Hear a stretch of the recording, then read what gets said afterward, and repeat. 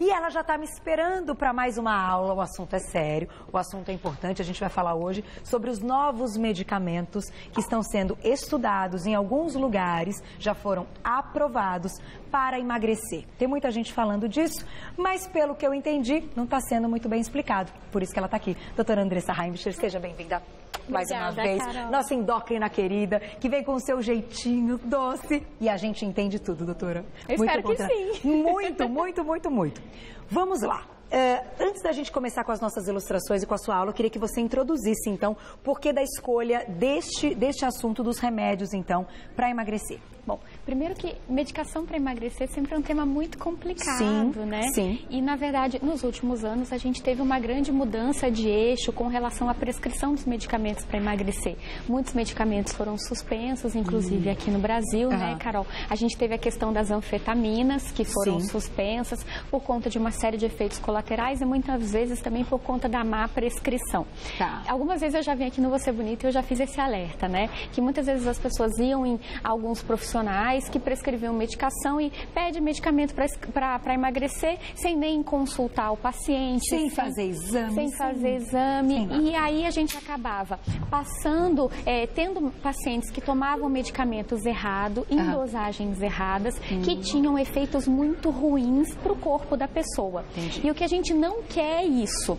Então, o objetivo de trazer essa pauta é o seguinte: medicação para emagrecer, muitas vezes é importante a depender do peso da pessoa. Só que ela tem que ser muito bem indicada.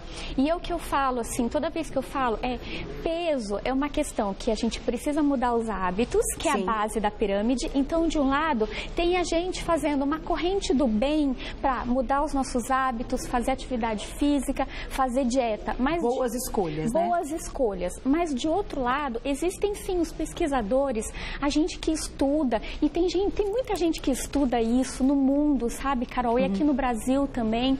Lá no Hospital das Clínicas a gente estuda bastante, isso também em outras universidades no Brasil. A gente estuda sobre como aplicar os medicamentos, como desenvolver novas substâncias para poder ajudar, sim, a controlar o peso. Porque tem muita gente que mesmo fazendo todo o possível, mudando a alimentação, ainda assim não consegue ter um resultado que deveria. Exato, por alguma alteração de hormônio, ou por alguma alteração de metabolismo, ou porque realmente existe uma dificuldade que vai precisar de um complemento a esse tratamento. Então, a escolha certa no tratamento, então você que está em casa, o grande objetivo de trazer essa pauta é justamente a gente conversar um pouco sobre essa grande novidade de alguns tratamentos. Eu vou trazer dois aqui. Que são novos. Mas a gente também bateu um grande papo sobre o que é tratar a perda de peso, né?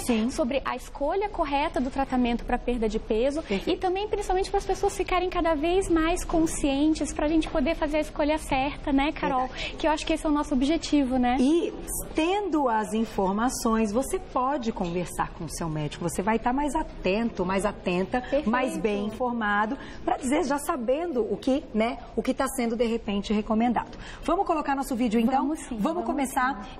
Esse vídeo mostra como age esse novo medicamento no organismo? O que acontece é o seguinte, nos últimos anos a gente teve uma grande mudança sobre como é que a gente vai tratar o peso, né? Então, hoje em dia a gente olha muito mais agora para o trajeto do alimento no nosso corpo, quando a gente vai se preocupar em pensar numa medicação para perda de peso.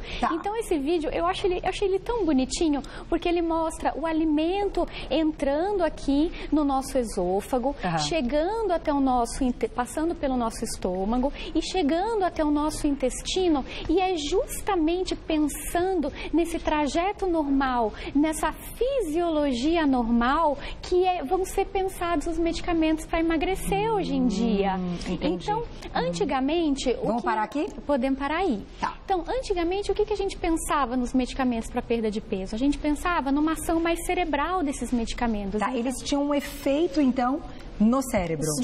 Somente cerebral, Carol. Então, quando a gente tinha os medicamentos que a gente chamava os anorexígenos, eram medicamentos que eles liberavam neurotransmissores, hormônios cerebrais, que davam a sensação apenas de saciedade cerebral. Então, as anfetaminas que elas foram proibidas no Brasil e no mundo, elas davam a sensação de saciedade porque elas davam uma sensação de estímulo cerebral, mas era só cerebral. Então, a pessoa ficava mais alerta, ela perdia a fome, muitas vezes ela perdia o sono e muitas vezes ela tinha o quê? Quem em casa já usou, às vezes vai poder lembrar que tinha taquicardia, podia ter um pouco de tremor, porque ela era uma medicação que mexia com o cérebro e dava efeitos no corpo, dava alguns efeitos colaterais.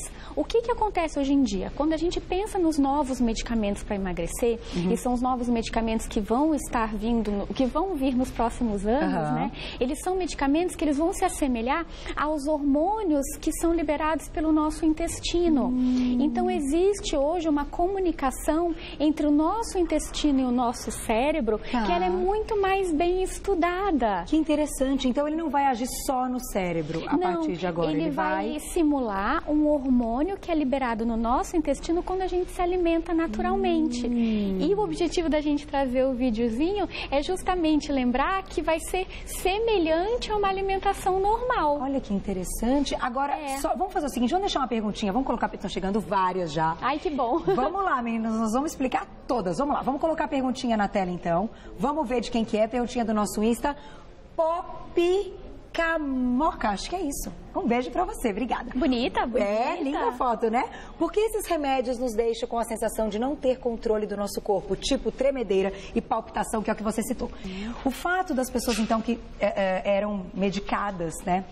Com algumas dessas substâncias que você citou, que tinham aí tremedeira, que tinham a palpitação, que tinham, como ela falou, um descontrole do corpo, tudo isso era porque o cérebro está agindo de outra maneira? Na verdade, o que acontece é assim, Carol, quando a gente tem o nosso cérebro, ele tem os neurônios, e os neurônios, eles se comunicam entre si por substâncias que a gente chama de neurotransmissores. É como se fosse um jeito de um neurônio se comunicar com o outro. E essas medicações para perda de peso, que tem um efeito mais cerebral, eles mexem na comunicação entre os neurônios. Entendi. Então, é como se você fosse um neurônio e eu fosse um neurônio e tivesse uma substância aqui no meio que amplificasse. Então, é como se tivesse um amplificador da minha comunicação com você. Entendi. Então, se eu falasse e você ouvisse 10 vezes mais ou, eventualmente, 10 vezes menos. E aí depende da medicação. Entendi. E é por isso que alguma medicação para perda de peso, ela faz o quê? Ela faz com que a pessoa fique mais alerta. Então, uma pequena quantidade deixa a pessoa mais alerta. É por isso que, muitas vezes, algumas pessoas sentem o quê? A perda de controle do próprio corpo. Entendi. E é uma questão também de dosagem, porque muito tem a ver com dosagem. Porque uma dosagem muito alta, claro, também vai dar uma sensação maior de descontrole. Uma dosagem mais baixa vai dar uma sensação menor. E outra coisa, existem pessoas que têm efeitos que são diferentes daquele que a gente espera. É por isso que o acompanhamento, isso para quem está em casa, é importante a gente fazer esse alerta. O acompanhamento para qualquer pessoa que vai ter indicação de usar uma medicação para perda de peso, ele tem que ser muito de pertinho e muito criterioso, porque o efeito esperado para uma medicação para você, às vezes pode ser diferente para outra, que pode ser diferente para o seu vizinho. Entendi. Então, o cuidado tem que ser redobrado. E tem que relatar ao médico qualquer tem que contar para o médico direitinho. Qualquer coisa diferente que tenha sentido, né? Qualquer coisa. Vamos colocar então, vamos começar explicando o que são esses novos medicamentos, porque o assunto é muito interessante. Vamos começar com a nossa primeira imagem aí. Esse, então, é um hormônio da saciedade. O que acontece assim, os novos medicamentos, e vamos falar especificamente dessa nova medicação, que ela foi aprovada nos Estados Unidos no final do ano passado, e ela foi aprovada agora na semana passada pela Comissão Europeia de Medicamentos. Ela é uma substância, é um hormônio, ele é um análogo de um hormônio, ou seja, ele é um hormônio similar, chamado liraglutida. liraglutide, o nome já vai estar no próximo slide. Ele é similar a esse hormônio que o nosso corpo produz, que se chama GLP-1, que é um hormônio da saciedade. Em termos técnicos, ele tem um nome um pouco complicado, ele é um hormônio da classe que chama incretínico. O que quer dizer isso? Na verdade, esse é um nome complicado para uma coisa tão fácil e tão bacana, que é a comunicação entre o intestino e o cérebro. Isso, gente, eu gosto tanto de falar desse assunto. Bonitinha ela explicando. Eu queria tanto assim que vocês em casa assim, imaginassem, porque é tão legal. Assim, é assim, a gente come, que nem te mostrou. Exato. Aí tem que passar pela digestão. Perfeito. E aí manda um recado. Exatamente. E essa comunicação, ela não era conhecida até algum tempo atrás. A gente não sabia direito que o intestino se comunicava com o cérebro. E hoje a gente sabe que o intestino ele libera uma série de hormônios que vão sinalizar para o cérebro que está chegando comida. Que tá ok. Que tá ok, que pode parar de comer, porque já tem comida no intestino. Então é por isso que quando às vezes a gente come uma feijoada, a gente não quer ver comida pelas próximas 12 horas. Porque foram liberados esses hormônios. Perfeito. Numa quantidade, claro, se comeu muito. Muito hormônio é liberado e com isso o cérebro vai ter essa sinalização. Perfeito. E aí é por isso que esse ramo desses hormônios, ele vem sido estudado como forma de tratamento para perda de peso. Nossa, que bacana. E o mais interessante, Carol, é o efeito que esse hormônio tem, porque ele, além do efeito cerebral, que a gente chama de saciedade, ou seja, a saciedade é aquela vontade que a gente tem de não comer entre as refeições. Então é aquela coisa assim, que eu pergunto, você tá com fome? E a pessoa fala, não tô com fome. Tô bem.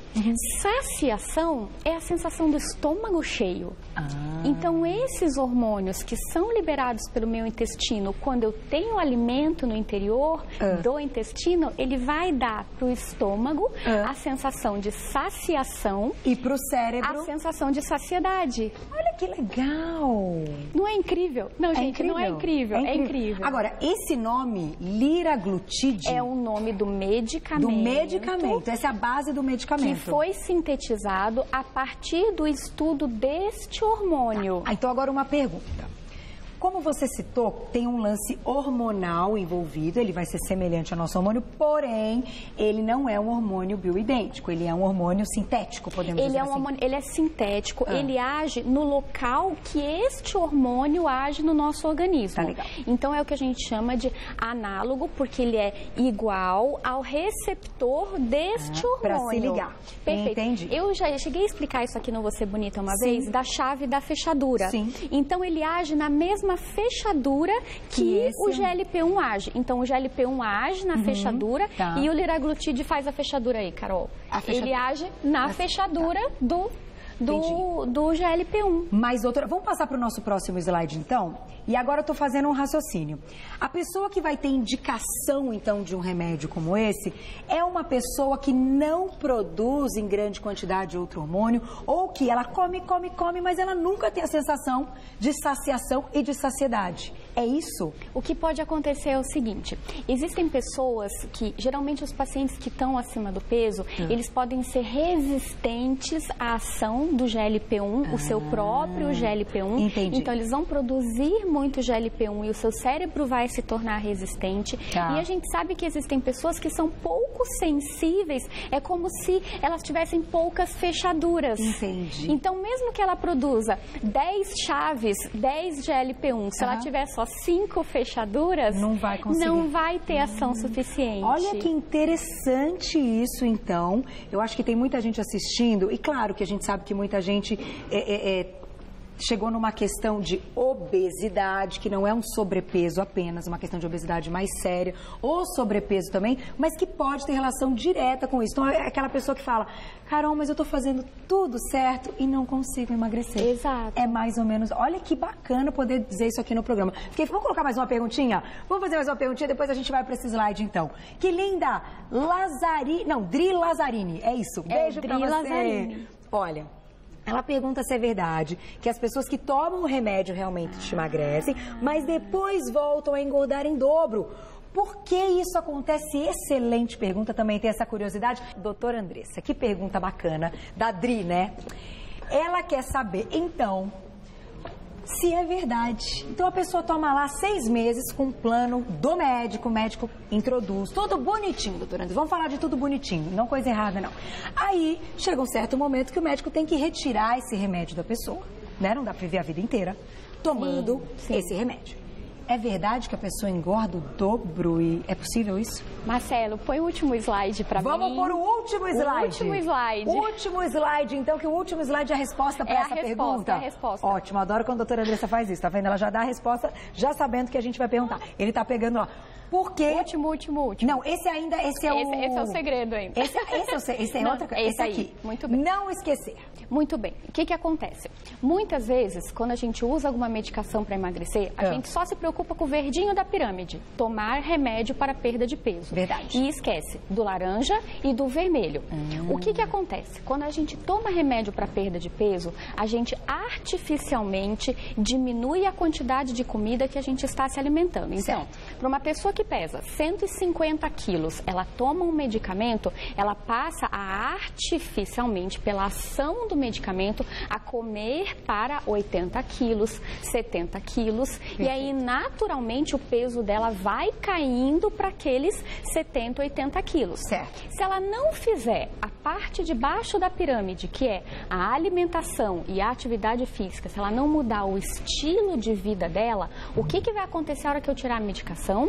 Ela vai voltar a comer para os 150 quilos que ela tinha, ou ao peso inicial que ela tinha. Porque o nosso corpo, Carol, ele sempre vai tender a conservar energia. Entendi. O nosso corpo, ele sempre vai ter a memória do peso maior que ele teve. Que ele já teve na vida, né? Que ele já teve na vida. Isso é pela conservação de energia, porque é da evolução humana. E é a memória do corpo mesmo. É a memória do corpo. Então, se você não faz a parte de baixo, e isso eu digo para quem está em casa, que tem que fazer muito direitinho. Não é o remédio, ele não é a principal fator que vai fazer você emagrecer. Ele vai ser uma muletinha, mas depois você vai jogar a muleta fora e você vai caminhar com as suas próprias pernas, porque a medicação é para ajudar o teu primeiro corpo momento, naquele momento inicial e provavelmente a manter, mas depois ele vai ser retirado porque você vai modificar o seu estilo de vida. Então a resposta está aqui, não vai engordar em dobro ou engordar, se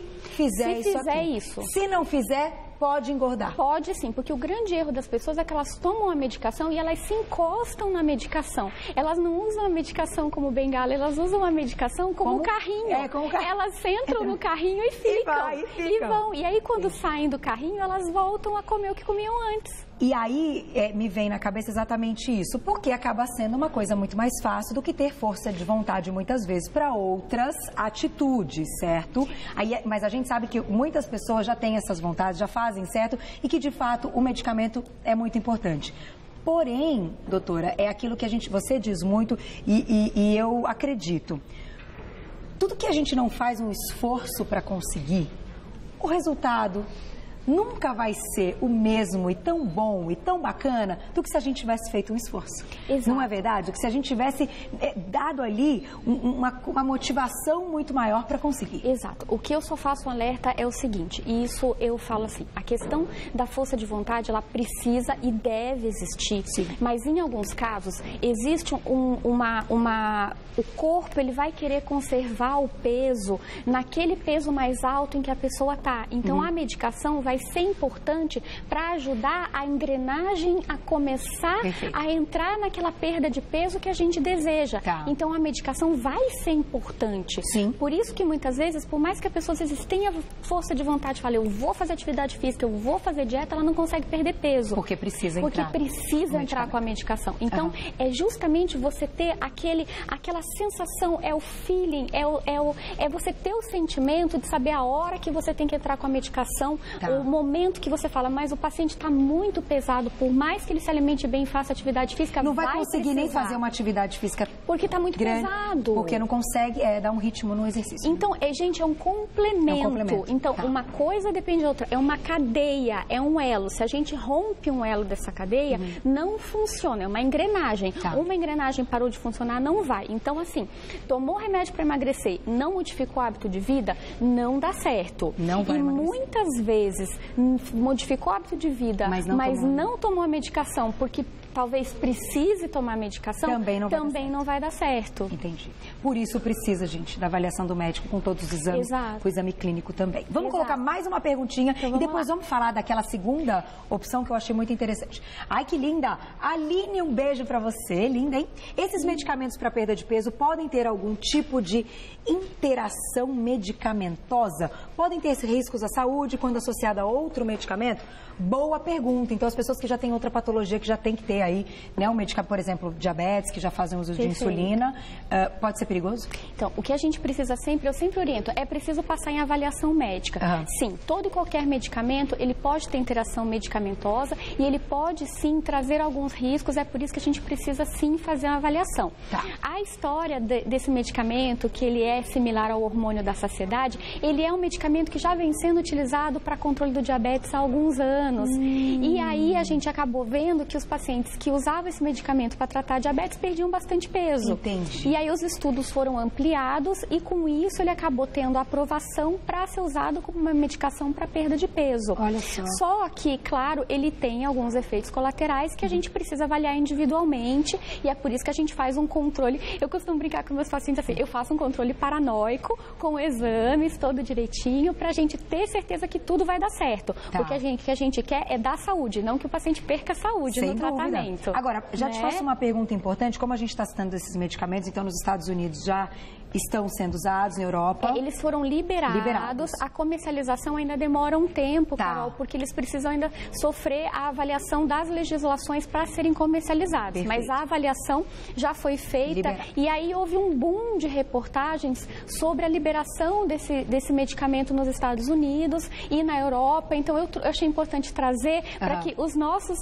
telespectadores fiquem ligados também, fiquem bem atentos que aqui no Brasil o debate está esquentando. Inclusive chamaram de pílula do emagrecimento, coisas do tipo. Mas vocês entenderam, né? Assim como qualquer outro medicamento para emagrecer, também deve entrar com uma prescrição médica, com todos os exames, com tudo, e por um tempo determinado. Porque apareceu, eu não vou falar que programa que foi, mas fizeram uma matéria grande e tal, como se fosse um milagre, uma solução para tudo, e aí você toma quando você quiser, o tempo que você quiser, e ótimo, não é assim, né? Não é assim. A gente ficou parecendo assim na reportagem que eu vi, não vou falar de que programa que foi. E a gente precisa, inclusive, avaliar a eficiência. Esse medicamento ele precisa ser avaliado num período de 12 semanas para a gente ver se funciona. Porque tem pessoas que não vão, que infelizmente não funcionam, e tem pessoas que funcionam muito bem, porque cada um é cada um. Sem dúvida. Meu corpo é diferente do seu, que é diferente, por exemplo, do Evair, né? Sim. Então, cadê Evair? Olha lá, Evair. Então, assim, cada um vai ter uma resposta diferente. Então, é por isso que é preciso colocar num gráfico, é preciso acompanhar a perda de peso,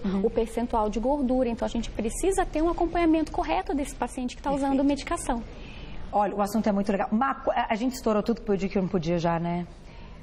Um minuto para a gente fechar. Vamos colocar, então, aquele slide que é um marca-passo do estômago. Olha que interessante. Isso aqui também é um outro, uma forma de um outro medicamento. Dispositivo. Eu quis trazer porque também foi alvo de matéria semana passada, semana retrasada. Ele foi aprovado também pelo FDA, pela Agência Regulatória Americana. É um dispositivo semelhante a um celular pequenininho que ele vai ser implantado por cirurgiões nos Estados Unidos entre o esôfago e o estômago. Mas o mais interessante é a gente lembrar que hoje os medicamentos para perda de peso, os dispositivos para perda de peso, eles estão simulando a nossa anatomia normal. Então, o que esse marca-passozinho vai fazer?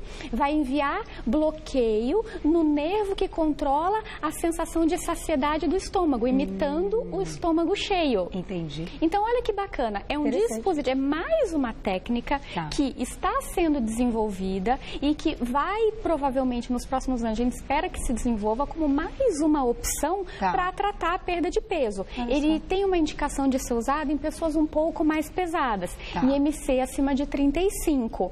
Mas o que eu quero que o pessoal que está em casa veja que, assim, gente, é um mundo. Existem pessoas estudando para tratar a obesidade. Então, por um lado, existe a nossa corrente do bem fazendo a nossa força, a base da pirâmide, e existe também a parte dos profissionais que se empenham venham para trazer o que há de melhor para tratar a perda de peso. E isso também tem que ser temporário? E isso também tem que ser temporário. Tá. Isso também tem que ser temporário. Então, é um conjunto que vai vencer a obesidade. É isso que a gente quer, né, Carol? Muito legal, doutora Andressa, parabéns.